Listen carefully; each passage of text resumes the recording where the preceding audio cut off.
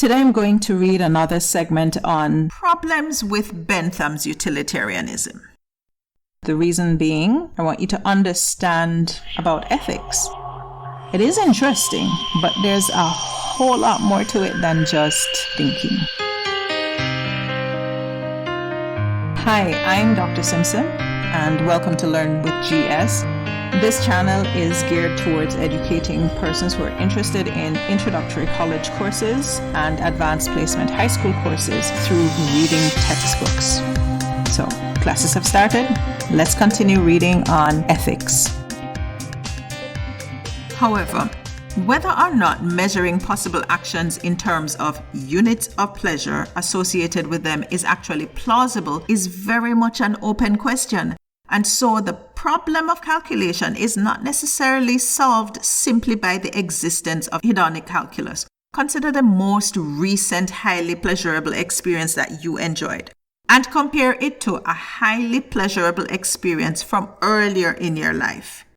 It may be that you cannot say confidently that one provided more pleasure than the other, especially if the experiences were extremely varied. Perhaps winning a sporting trophy versus going on your first holiday. Pleasures that are so fundamentally different in nature may simply be incommensurable. They may be incapable of being measured by a common standard such as the hedonic calculus. In addition, the problem of calculation can be extended beyond the issues raised above. Remember that Bentham's utilitarianism is impartial in the sense that all individuals who gain pleasure as a result of a certain action count towards the total amount of pleasure. However, the following case raises the problem of relevant beings. Hear this. You are considering whether or not to approve a new housing development on a piece of unoccupied land outside the current boundary of your town. You were clear that, if approved, the development will create a great deal of pleasure for both new residents and construction workers without any pain being experienced by others. You are aware, however, that the development will require the culling of several badgers and the removal of a habitat currently supporting many birds, stray cats, and rodents of various types. On the surface, this case should be obvious for the utilitarian without any special problem of calculation. The greatest good for the greatest number would be secured if the development were permitted to go ahead. However, this assumes that non-human animals are not relevant to the calculation of pleasures and pains. Yet, if pleasure is all that matters for how well a life goes, then it is not clear why animals that may be able to experience some form of pleasure and can almost certainly experience pain should be excluded from the calculation process. Indeed, Bentham, when referring to the moral value of animals, noted that the question for deciding moral relevance is not can they reason, nor can they talk, but can they suffer? If the suffering and pain of humans is relevant to moral calculations, then surely it is at least plausible that so should the suffering and pain of non-human animals. There is more on the issue of moral status of animals in chapter 14 when the morality of eating animals is investigated.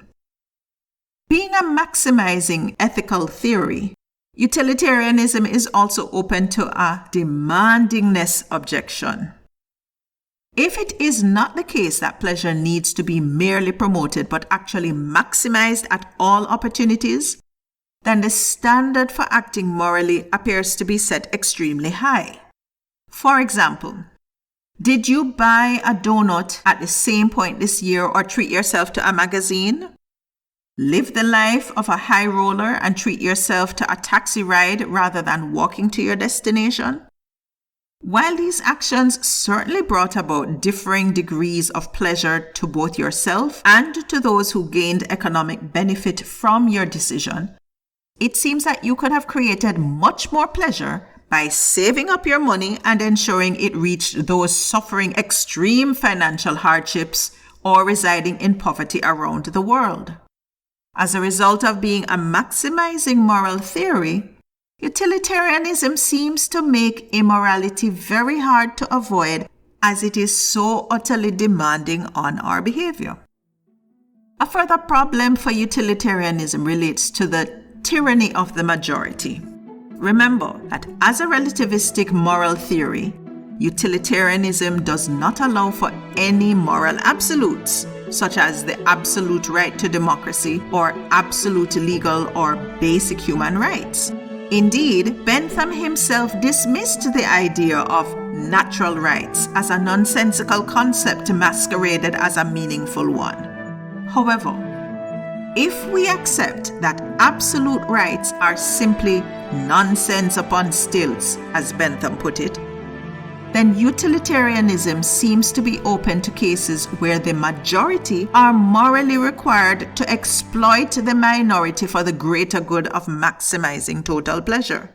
For example, imagine that total pleasure would be maximized if the resources of a small country were forcibly taken from them to be used freely and exploited by the people of a much larger country. This is hardly unrealistic. However, such forceful theft, only justified by the fact that the greater majority of people would gain pleasure, does not seem to be morally justifiable. Yet, according to utilitarianism's commitment to maximizing pleasure, such an action would not only be morally acceptable, but it would be morally required. As a consequentialist, teleological moral theory, utilitarianism is also open to the problem of wrong intentions. This problem can be highlighted by considering the cases of Dominic and Callum. Dominic is sitting in a coffee shop when a masked intruder bursts in threatening to rob the shop. Dominic, with the intention of saving lives, attempts to stop the intruder, but sadly, in the ensuing struggle, the intruder's gun is accidentally fired and an innocent person is killed. Now, consider a second case where an intruder bursts in with a gun, but Callum, rather than trying to intervene, immediately ducks for cover with the intention of saving himself and leaving the rest of the customers to fend for themselves. Luckily for Callum, when he ducks for cover, he accidentally trips into the would-be thief, knocking him unconscious, thus allowing his peaceful detention until police arrive. According to the utilitarian calculation, Callum acted in a way that maximized pleasure, while Dominic acted wrongly because the consequence of his action was tragic pain. However, it seems unfair and wrong to suggest that Callum acted rightly when he had just intended to save himself, although he had a lucky outcome, while Dominic acted wrongly when his intention was to save others but was unlucky in his outcome. Utilitarianism, as a consequentialist theory, ignores intentions and focuses only on consequences. Utilitarianism also faces the problem of partiality. This is clear if we consider the familiar moral dilemma of being stuck on a life raft with 3 other people, but with only enough supplies for 2 people. On the raft with you is a doctor who is confident that he can pass on a cure for cancer if he survives, a world-class violinist who brings pleasure to millions each year, and you of your parents or siblings. I am afraid to report that, for the purposes of this example, your parent or sibling is nothing special in comparison to other individuals on the raft. In this circumstance, utilitarianism would seem to require you not only to give up your own space on the raft, but ensure that your parent or sibling joins you in the freezing water with no hope of survival. This is the way of maximizing total pleasure in such a scenario. Yet, even if you believe that the morality might call for your own self-sacrifice, it seems extremely unfair not to allow you to give extra moral weight to the life of a loved one. Unfortunately for the utilitarian, Perhaps the status of a beloved family member should make no special difference to your judgment regarding how to act. This seems to be not only over-demanding but also overly cold and calculating. Utilitarianism requires agent neutrality. You must look at the situation as any neutral observer would and not give special preference to anyone irrespective of your emotional attachments, because each individual must count for one and no more than one. Finally, Bentham's utilitarianism also comes under attack from the related integrity objection, framed most prominently by Bernard Williams. As an agent-neutral theory, no person can give up impartiality when it comes to judgments about the impact of a potential action upon their family or loved ones. In addition, no person can give up impartiality when it comes to the impact of an action upon their own feelings, character, or general sense of integrity. In order to make clear the potential worry associated with this, Williams describes the fictional case of Jim and the Indians.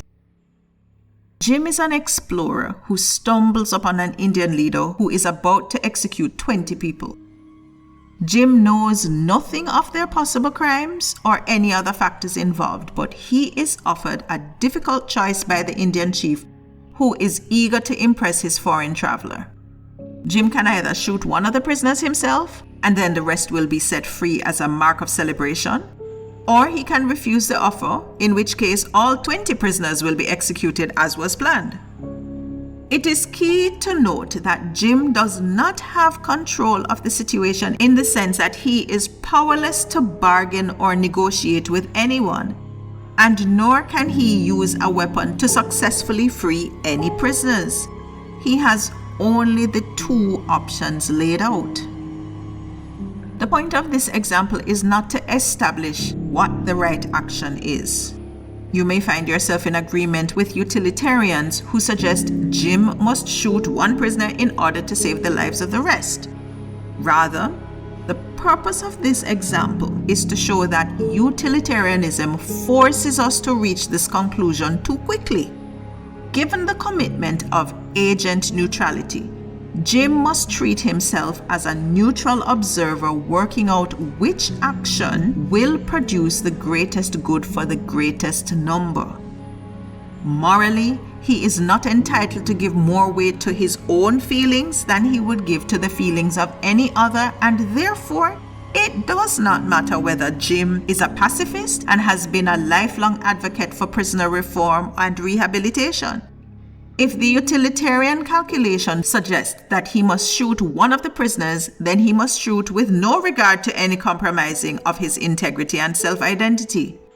You may accept this as an unfortunate consequence of a terrible situation, but it may be a problem for a moral theory if it fails to recognize or respect a person's most sincere and deepest convictions.